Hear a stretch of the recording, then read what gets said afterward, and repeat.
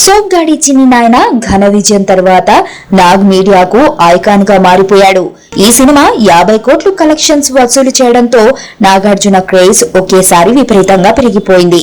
ఈ క్రేజ్ ను గత వారం విడుదలైన పడేసావే సినిమా ప్రమోషన్స్ కోసం ఎంతవరకు ఉపయోగించాలో అంత భారీ స్థాయిలో ఉపయోగించినా ఆ సినిమాకు కనీసం మంచి ఓపెనింగ్ కలెక్షన్స్ కూడా రాకపోవడంతో నాగార్జున మాటలను నమ్మి సినిమా చూడటానికి ప్రేక్షకులు రారా అన్న సెటైర్లు పడుతున్నాయి. గత వారం ఇదే చిన్న సినిమాల రేసులో దాసరి ప్రమోట్ చేసిన ఎలుక మజాకా కూడా విడుదలయ్యింది. ఒకనాటి టాప్ డైరెక్టర్ దాసరి శిష్యుడు రేలంగి నరసింహారావు దర్శకత్వం వహించిన ఈ సినిమా కోసం దాసరి కూడా చాలా కష్టపడి ప్రమోట్ చేశాడు. అయితే ఈ దర్శకరత్న మాటలు విని కనీసం ఈ సినిమా నడుస్తున్న థియేటర్ల వైపు పదుల సంఖ్యలో కూడా ప్రేక్షకులు కనిపించడం లేదు.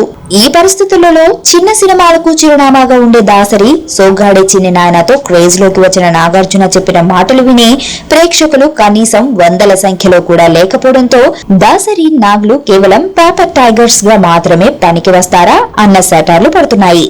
మారిపోతున్న ప్రేక్షకుల అభిరుచిని చేరుకోవడంలో దాసరి మాత్రమే కాదు తెలివైన నాగార్జున కూడా తప్పటడుగు వేశాడు అన్న కామెంట్స్ వినిపిస్తున్నాయి. గత శుక్రవారం విడుదలైన చిన్న సినిమాలు అన్నింటిలోకి క్షణం సినిమాకు మీడియా పరంగానే కాకుండా ప్రేక్షకుల నుంచి కూడా మంచి మార్కులు పడుతూ ఉండటంతో టాలీవుడ్ కు క్షణం మరో సైలెంట్ షాక్ ను ఇచ్చింది. ఈ గత కొద్ది కాలంగా టాలీవుడ్ లో అంచనాలు లేని సినిమాలు సూపర్ హిట్ అవుతున్న నేపథ్యంలో ఇలాంటి సైలెంట్ షాక్స్ ఇంకా ఎన్ని ఈ సంవత్సరంలో ఉంటాయో అంచనాలు అందక సినిమాల బయ్యర్లు తెగ తికమక పడిపోతున్నారు.